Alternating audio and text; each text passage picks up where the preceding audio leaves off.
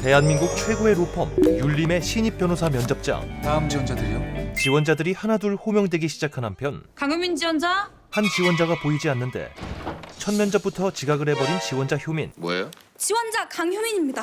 나가세요. 변호사는 해당 업무를 처리하는 데 쓴 시간을 5분 단위까지 쪼개서 시간을 청구하는 사람입니다. 철저한 원칙주의자 석훈은 그런 효민을 문전박대하지만 왜 늦었는지 얘기는 한번 들어볼까요? 지하철 안에서 책을 읽다가 역을 놓쳤습니다. 진짜 너무 솔직하게 말해버리고 솔직한 건 마음에 드는데 사정의 정당성이 부족해서 내가 도와줄 수가 없을 것 같아요. 결국 면접장에서 쫓겨난 효민은 무작정 기다리는 방법을 선택하죠.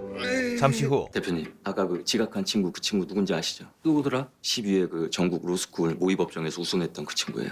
서울대 로스쿨을 수석으로 졸업한 효민은 그야말로 엘리트로 불릴 만한 스펙을 가지고 있었고 그 친구 이렇게 보내면 아쉬울 것 같습니다.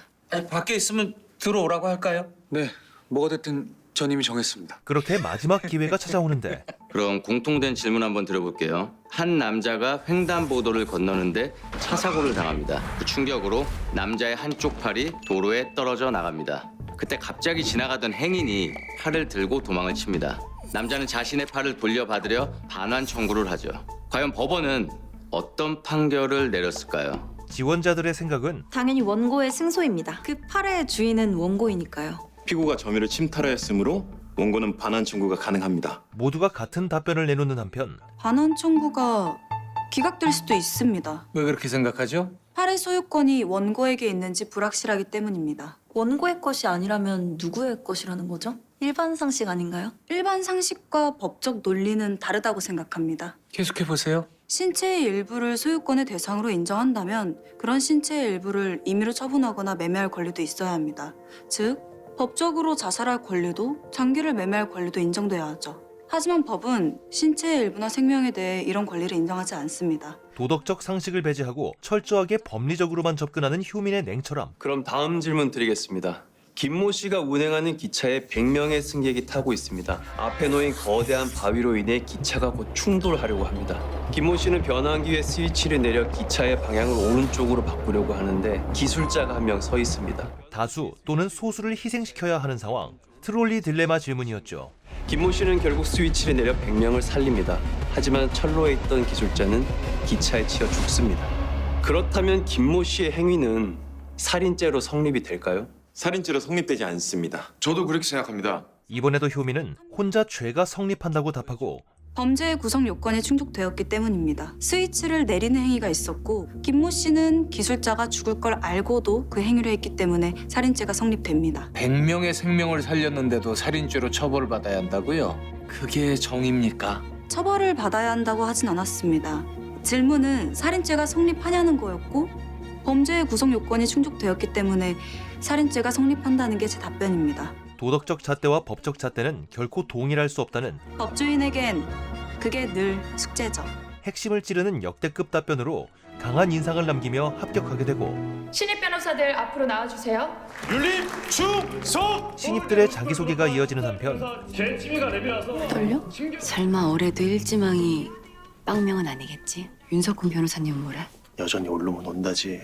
마음에 드는 사람은 있어? 파트너 변호사들의 관심은 전국 1위 효민에게 쏠려 있었고 저 친구 우리 근육팀에서 찜했어요. 찜하면 뭐예요? 어차피 저 친구 일지망이 우리 기업팀일 건데. 팀장들이 각 부서의 장점을 어필하며 신입들을 유혹하는데 우리 공정거래팀 성과급 제일 높을 겁니다. 성과급이 많으면 뭐합니까? 워라밸이 중요하지. 그런데 그때 송무팀은 워라벨 챙길 여유 없습니다. 성과급 글쎄요. 모두가 기피하는 석훈의 송무팀은 누가 봐도 험난함을 예고하고 있는데 시간 개념 없는 사람 지원하지 말아주세요. 곧이어 신입 변호사들의 선택이 진행되고 이일지망 팀 앞에 서주시길 바랍니다. 모든 신입이 화려한 기업 법무팀으로 향할 때 석훈의 송무팀을 선택한 효민.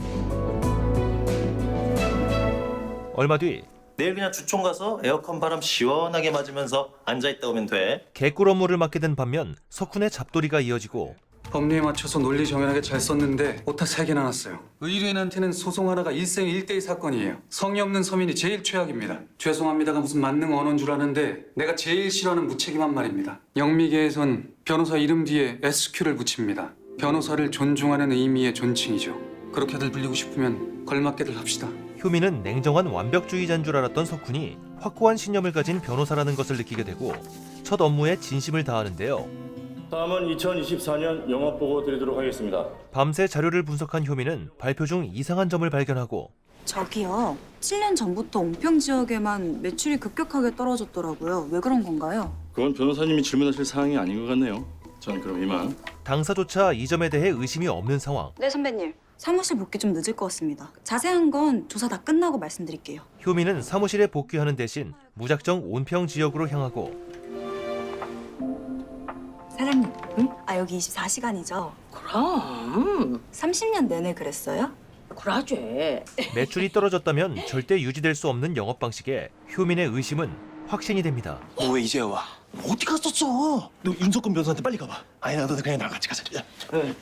강 변호사 출근해서요. 시작한 지 얼마나 됐다고 이틀 연속 무단결근에 머리도 못 말리고 지각한 신입 더 이상 할 말 없습니다. 무단으로 현장 조사에 나선 효민을 당장 해고하려 하는데 우리 다 변호사 아닌가요? 판결하기 전에 변론의 기회는 주셔야죠. 이 말은 원칙주의자 석훈의 심기를 건드렸고 이분들이죠. 강동 도시가스 주총에서 자료를 보는데 회사 매출이 온평 지역에만 7년 전부터 급격하게 떨어지더라고요. 그래서 조사가 필요해서 외근 중이었습니다. 그걸 왜 강효민 씨가 조사를 합니까? 이상해서요. 강동 도시가스 그 어떤 임직원도 이상하게 생각하지 않는데 강효민 씨 혼자 이상하게 생각해서 그 온천 마을에 조사를 다녀오느라 출근을 못했다?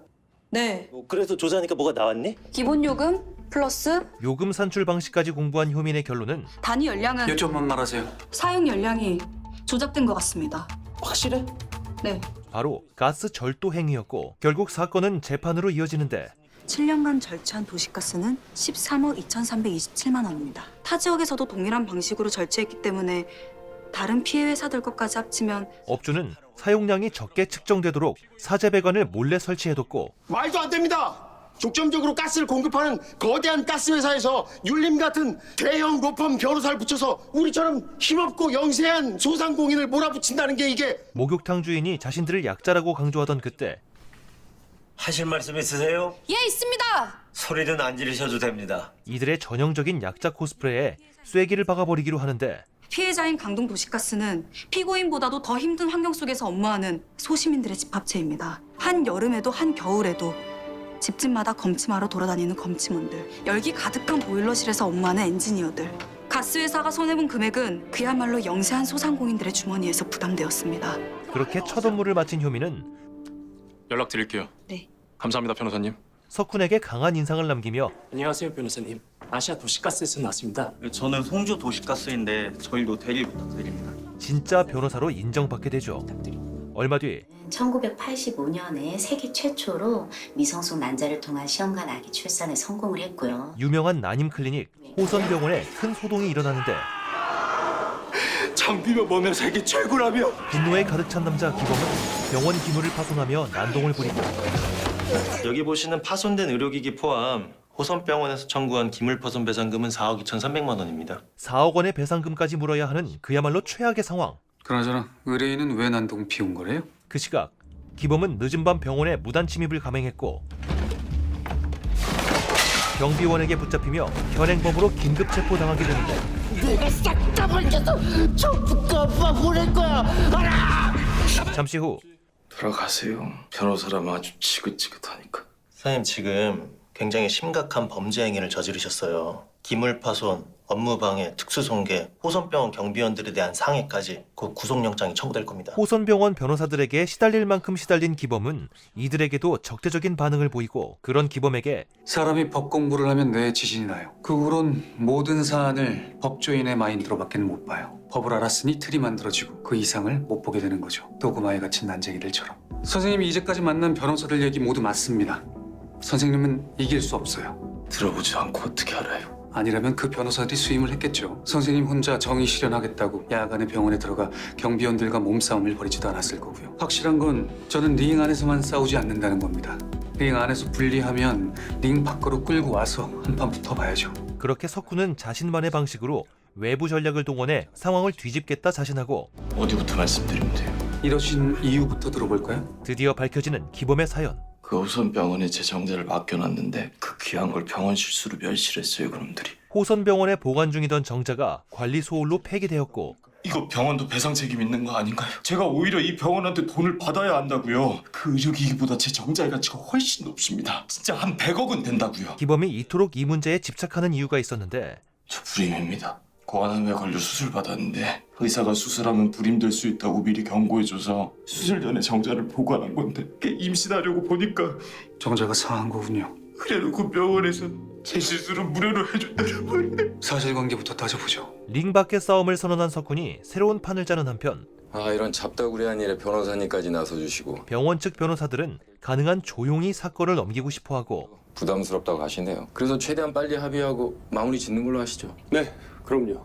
곧이어 이들의 협상이 이어지는데 아시다시피 기물 파손, 업무 방해, 특수 손괴, 형사 책임도 바로 법정 구속 나갈 가능성도 있습니다. 호선병원은 기범이 4억을 배상하는 것으로 사건을 접으려 하지만 제 의뢰인도 손해본 거 아시죠? 제 의뢰인 정자 멸실되었잖아요. 면책 조항, 배상 책임 한도 조항 보셨죠? 그 책임 제한 조항 무효한 거 모르십니까? 피고용자의 고의 또는 중대한 과실로 인한 법률상의 책임을 배제하는 조항은 무효입니다. 기범이 절대적으로 불리한 싸움에 5억 원. 냅다 5억을 질러버리는데 한번 끝까지 가보자는 건가요?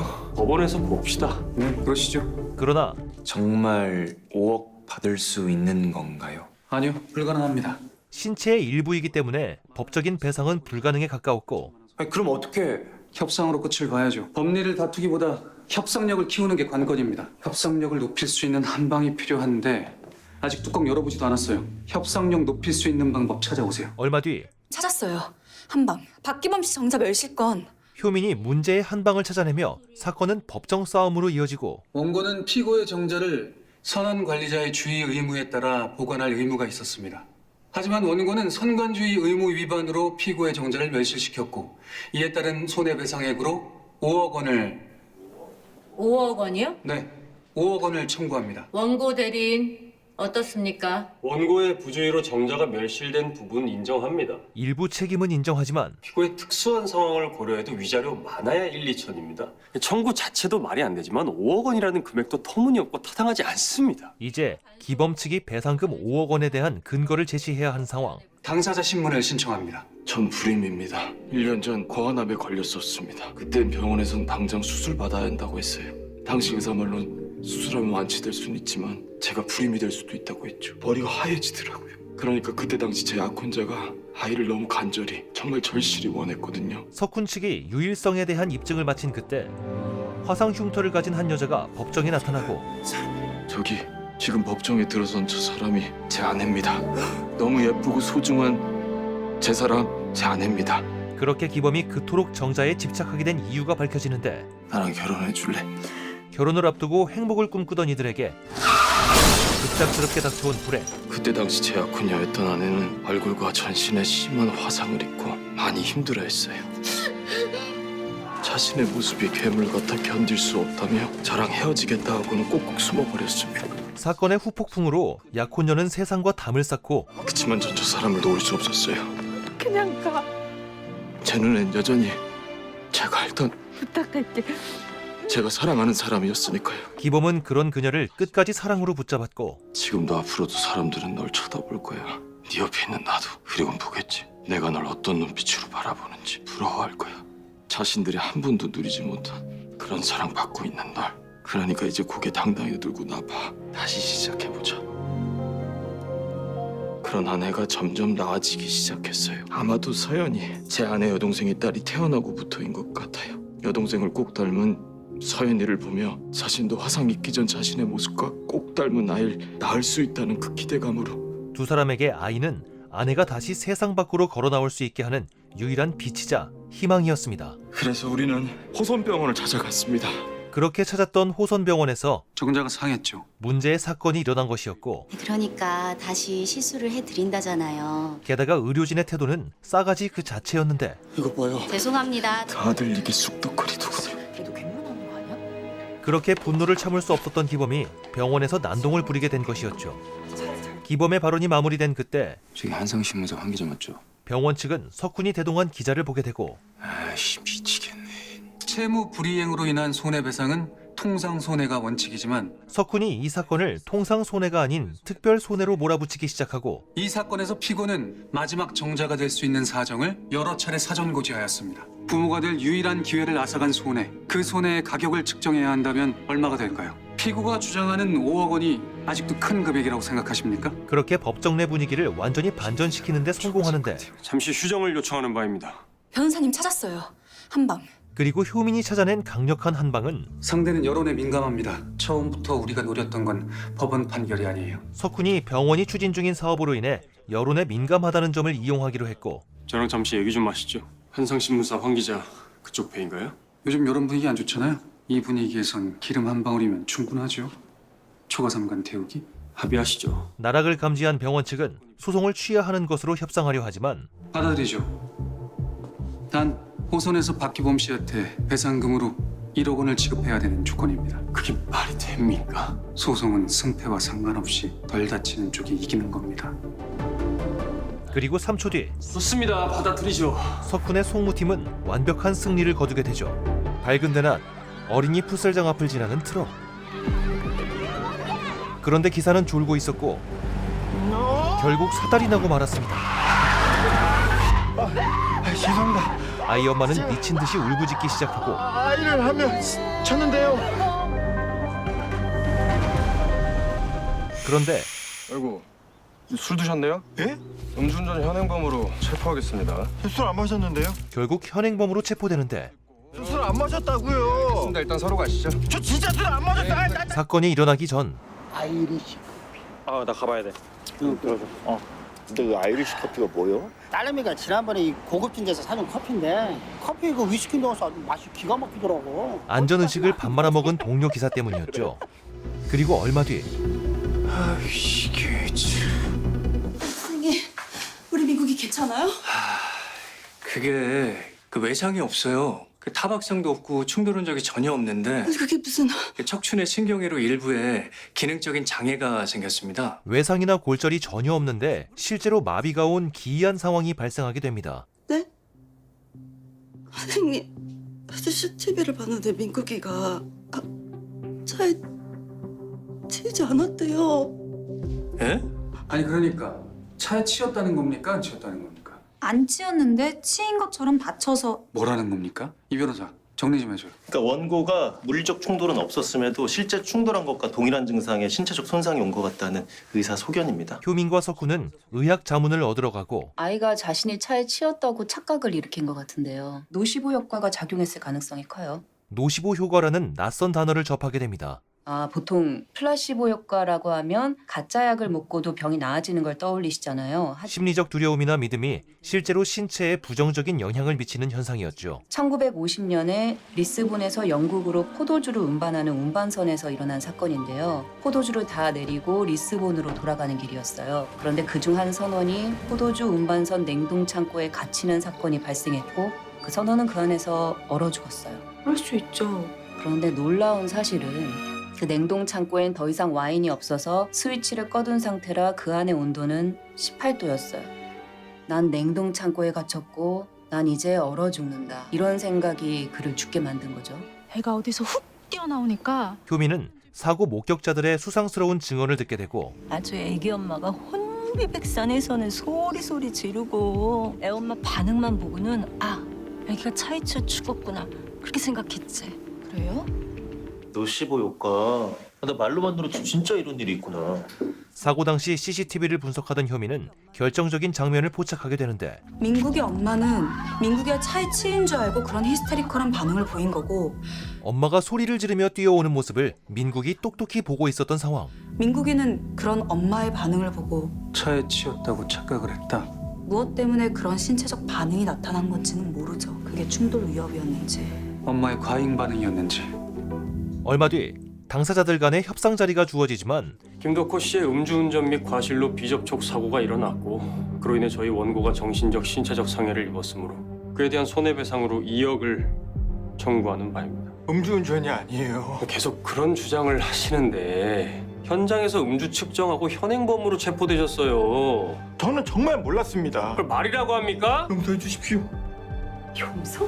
남의 귀한 자식 불구로 만들어 놓고 당신 용서받고 싶으면은 당신 자식도 불구 만들어서 가지고 와. 다리 병신 만들어서 데리고 오라고! 민국의 엄마는 절대 합의할 생각이 없었고 싹싹 빌어요 얼른. 손해배상이라는 말에 기사 또한 죄송하다는 말밖에 할 수 없었는데 그 순간 상황을 뒤집어줄 석훈이 등장하고 비접촉 사고가 원고의 신체적 상해의 원인이라는 건 어떤 근거로 하는 얘기죠? 원고가 제출한 서면 그 어디에도 비접촉 사고와 상해의 인과관계에 대한 언급이 없어요. 상식적으로 너무 당연한 거라. 변호사가 법리가 아닌 상식으로 사건을 바라봅니까? 사고 전에 멀쩡했던 아이가 사고 직후에 다리마비가 왔습니다. 그 사이에 인과관계를 단절시킬 만한 게 뭐가 있다는 거죠? 충돌이 있었다면 인과관계를 단절시킬 만한 게 없었겠죠. 충돌은 없었죠. 하지만 충돌 위협이 있었죠. 충돌 위협으로 정신적 충격을 받았고 그로 인해 신체적 증상이 나타났습니다. 충돌 위협으로 원고가 정신적 충격을 받았고 그로 인해 다리가 마비됐다는 입증을 하시죠. 법적 근거를 증명할 책임이 상대 측으로 넘어가게 되죠. 준비되면 다시 연락 주시죠. 그리고 잠시 후 나 보러 온 거야? 아니, 엄마 자 병원에는 왜? 원고가 5살짜리 남자인데 병원에 일주일에 5번씩이나 다녔더라고. 병원을 자주 다녔는데 처방 기록이 없다면 미나우전 증후군이나 하이포콘드리아일 것 같은데?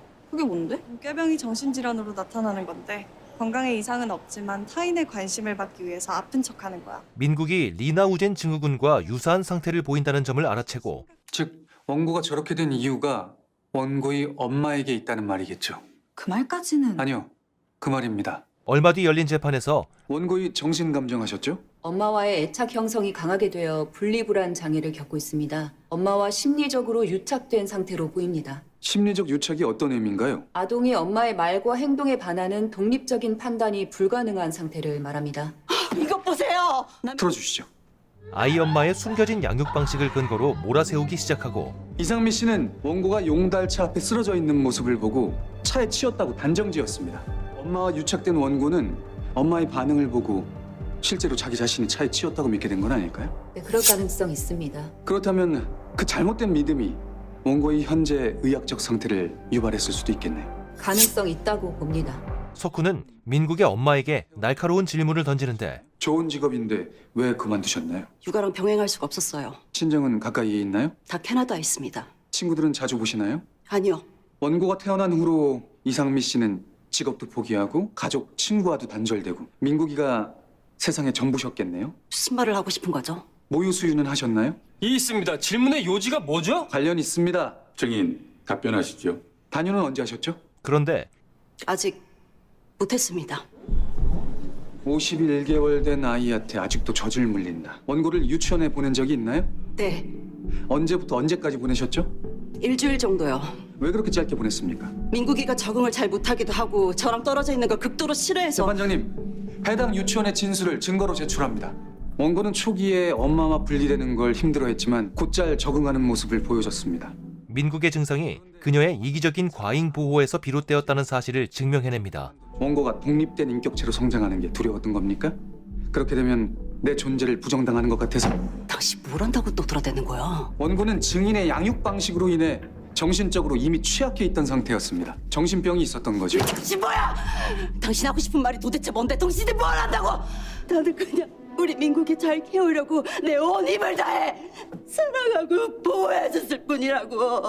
원고는 평생 불구로 살아갈 수도 있어요. 그리고 그건 이상미 씨의 집착과 과잉 보호 때문이지 피고 때문이 아닙니다. 재판은 씁쓸한 진실을 남긴 채 정리된 한편 이제 은퇴해서 고문으로 남으려고 하는데 내 대표 자리를 누군가한테 물려줘야 될 것 같아서. 율림의 대표에게서 은밀하고 강렬한 제안을 받게 되는데 율림의 대표가 돼주겠습니까? 얼마 뒤 어서 막대한 부를 지닌 재벌 최철민이 율림을 찾아오고 여기 최 대표님께서 개인 송무가 좀 있다 하셨어요. 이제 전문가가 와서 말씀해 보시죠. 명예훼손으로 고소 좀 하려고요. 누구를? 우리 집 가정부요. 자기 집 가정부를 고소하겠다는 의뢰. 그 사람이 저보고 딸을 학대했다고 경찰에 신고를 했어요. 심지어 언론에까지 제보를 했고요. 다행히 주변 도움 덕에 큰 문제 없이 넘기긴 했지만 더 큰 사고를 칠 것 같아서요. 그러나 석훈은 무언가 구린 상황임을 직감하는데 뭐 사진을 찍어놨대요. 사진이요? 네. 아휴, 이 사진은 어떻게? 그 멍이나 상처 같은 건 분장으로 쉽게 만들 수 있잖아요. 뭐든 꾸며낼 수 있지 않겠습니까? 돈 주고 그냥 끝낼까도 생각했는데 나중에 그 사실마저 악용돼서 내가 인정한 꼴이 될까 봐. 고모펀드의 실제 투자자 중에 VIP가 있다는 얘기가 있어요. 최철민은 조폭 출신 사업가들과 얽혀있는 거물이었고 사람 하나 죽이고 그냥 풀려난다고 해도 뭐 이상할 거 없을 만큼 막강한 파워를 지닌 인사예요. 네, 변호사님. 최 대표한테 제안한 수임료 5억 원 받아들이겠다네요. 터무니없는 수임료를 내가면서 의뢰를 맡기겠다는 상황. 네, 맡아서 진행하겠습니다. 진짜 하시게요? 그렇게 효민은 가정부의 증언을 받으러 나서는데 누구요? 안녕하세요. 법무법인 윤림의 강효민 변호사입니다. 김영숙 씨 댁 맞나요? 아주 내 가슴이 찢어져. 못 살겠기에 그랬어. 그 어린 것이. 가정부는 최철민의 잔혹한 모습을 직접 목격했지만 사진 말고 다른 증거는 없는 건가요? 당장 먹고 사는 게 힘드니까 애기 다친 것만 사진 찍어놨죠. 애가 지 아빠 나타나면 얼굴이 하얗게 질려갖고 내 뒤에 숨는데 병원에 가면 지가 한 일 드러날까 봐 의사를 집에 들여서 치료를 받게 하더라고. 그래서 병원 기록도 없고 경찰 신고는 반려 처분됐던데. 다 한통속이에요. 권력층과 유착되어 신고도 소용없는 상황이었고 그래서 생각하다 언론에 제보했는데 묵살됐어요. 잠시 후 여하간 가정부 말이 다 사실인 것 같았어요. 아직 속단하긴 일러. 지금으로선 김영숙 씨 말이랑 사진 몇 장이 전부잖아. 진실을 말하는 눈빛이었어요. 뭐 눈빛으로 진위 여부를 가리자는 거야? 우리가 왜 진위 여부를 가려요? 의심스러우면 일단 신고부터 하고. 자기 의뢰인을 신고하는 변호사가 어딨어? 비밀 유지 의무 위반이고 변호사 징계 사유에 해당하는 거 몰라? 사무실 돌아오는 내내 변호사님한테 최철민이 한 짓 말씀드리려고 마음이 얼마나 바빴는 줄 알아요? 말씀드리면 변호사님이 가만 안 둘 거니까. 내가 검사입니까? 판사예요? 무슨 조치? 경솔하게 굴지 말고 주어진 일이나 잘하세요. 그런데 그때 마 강효미! 피딱지도 안 마른 1년차 주제에 네가 뭔데 나서게? 저 무슨 일이신지. 너 신입 관리 어떻게 하는 거야? 너 이거 봐. 봐. 아까 당신 변호사 왔다 갔는데 당신 이제 끝났어. 나 끝까지 갈 거야. 지금 당장 돈 보내. 아니 돈 때문에 이러는 여자한테 의뢰인 뒤통수나 치면서 구실 제공이라고 참 잘 쳐들어간다. 어? 선한 가정부인 줄 알았던 그녀는 과거 절도 전과가 있다는 약점까지 있었고 의뢰인 지급에 손도 대고 뭐 고급 시계도 훔쳐다 팔고 그랬었나 봐. 그래서 안 되겠으니까 이제 그만두시라 그랬더니 그걸로 또 앙심을 품고 고소한다고 이 협박을 한 모양이야. 김영숙 씨 전과 기록 조회해봤더니 사기 절도 상습범이더라고. 어렵다 어려워. 김영숙 씨 전과 기록 봤습니다. 나쁜 사람처럼 보이는 이도 선의를 가질 수 있고 좋은 사람처럼 보이는 이도 악행을 저지를 수 있습니다. 네, 알겠습니다. 내가 도둑놈의 전과자라고 그놈이 그렇게 말하던가요? 석훈은 이 사실에 대해 따져 묻게 되는데 그건 최철민 씨 집에서 5천만 원 상당의 현금을 훔쳐 도망치려다 경찰한테 붙들려 잘리신 거 아닙니까?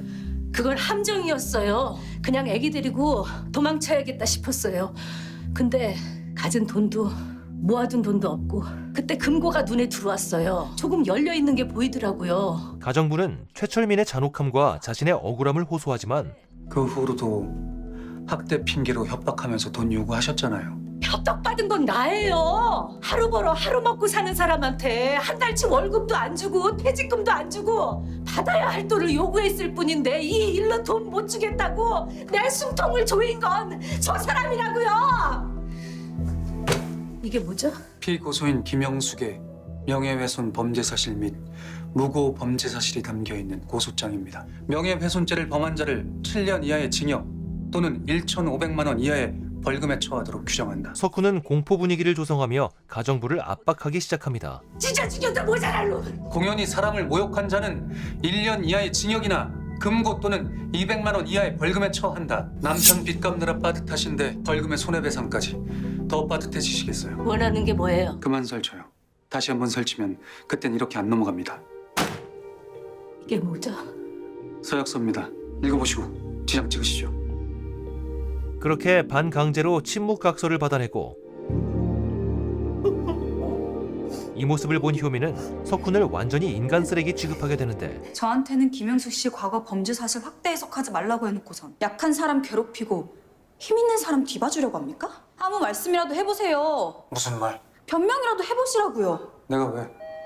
최철민 신고할 겁니다. 신고하면 경찰이 다 해결해 줍니까? 우리가 가진 건 사진뿐이에요. 의사까지 집에들이고 가정부도 혐의 씌워서 쫓아내는 치밀한 놈이라고요. 공모펀드에 들어간 돈 대부분이 최고 권력층 주머니에서 나왔어요. 그 돈 세탁해주고 합법적으로 불려주는 놈입니다. 그렇게 들쑤셔놓고 그 새끼 다시 집으로 돌아가면 애는 어떻게 됩니까?